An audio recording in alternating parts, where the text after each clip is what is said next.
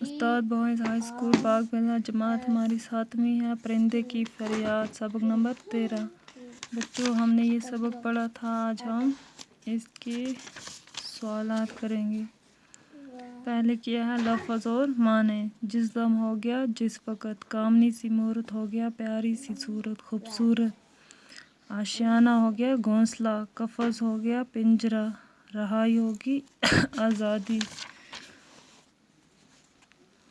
بس میں ہونا ہو گیا اختیار ہونا، قابو میں ہونا، قسمت کو رونا بدقسمتی پر رونا، دکھڑا سنانا ہو گیا غم کا حال سنانا، دکھے ہوئے دل وہ دل جن کو دکھ پہنچا ہو۔ بچوں آگے سوالات ہیں۔ پہلا سوال ہمارا ہے، پرندے کو گزرے ہوئے زمانے کی کون کون سی باتیں یاد آتی ہیں؟ اس کا جواب ہے، پرندے کو اپنا گھونسلہ، پھولوں بھرا باغ اور اپنی آزادی یاد آتی ہے۔ پھر ہمارا دوسرا سوال ہے، پرندہ قفس میں کس کی آواز سننے کی آرزو کرتا ہے؟ اس کا جواب ہے، پرندہ قفس میں اپنے ساتھی کی آواز سننے کی آرزو کرتا ہے۔ پھر ہمارا تیسرا سوال ہے، پرندہ خود کو بدنصیب کیوں سمجھتا ہے؟ اس لیے کہ اس کے دوسرے ساتھی باغ میں آزاد پھر رہے ہیں اور یہ اندھیری کی زندگی گزار رہا ہے۔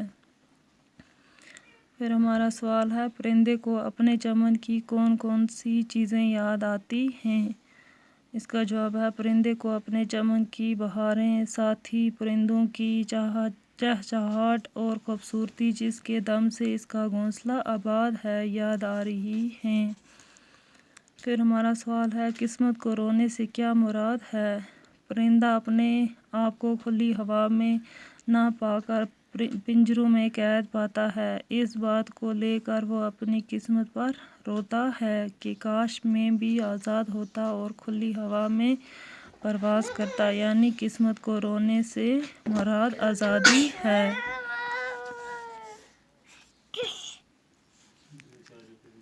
ہمارا نیچے دیے گئے مصرعوں کو نثر میں لکھنے۔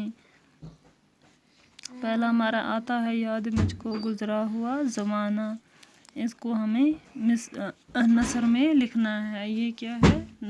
نظم ہے، اسے ہمیں نثر میں لکھنا ہے۔ مجھے وہ آزاد زندگی کا زمانہ یاد آتا ہے جب میں خوشی سے زندگی گزار رہا تھا۔ پھر ہے ہمارا دوسرا، لگتی ہے چوٹ دل پر آتا ہے یاد جس دم۔ یہ نظم ہے، اس کا ہمیں نثر میں اس کو لکھیں گے، جب مجھے وہ آزادی کا زمانہ یاد آتا ہے اور آج اسیری کا زمانہ دیکھتا ہوں تو مجھے اس قید کی وجہ سے دل پر چوٹ سی لگتی ہے۔ پھر ہمارا تیسرا ہے، ہوتی میری رہائی اے کاش میرے بس میں۔ اس کا ہم نثر میں لکھیں گے، کاش میرے بس میں چھٹکارا ہوتا تو میں اس قید سے خود ہی رہائی حاصل کرتا۔ جو پرندہ ہے وہ کہتا ہے کہ اگر میرے بس میں ہوتا تو میں اپنے آپ کو اس قید سے چھٹکارا دلاتا اور خود قید سے رہائی حاصل کر دیتا۔ پھر ہمارا چوتھا ہے، ڈر ہے یہی قفس میں غم سے مر نہ جاؤں۔ اس کا ہم نثر میں لکھیں گے، اگر میں قید میں اس طرح پڑا رہا اور کسی نے میری رہائی کا کوئی انتظام نہ کیا تو مجھے اس بات کا ڈر لگتا ہے کہ کہیں میں اس قید میں ہی دم نہ توڑ دوں۔ جو پرندہ ہے وہ ڈر رہا ہے، وہ سوچ رہا ہے اگر کسی نے میری رہائی کا انتظام نہیں کیا تو میں اسی قید میں کہیں دم توڑ نہ دوں۔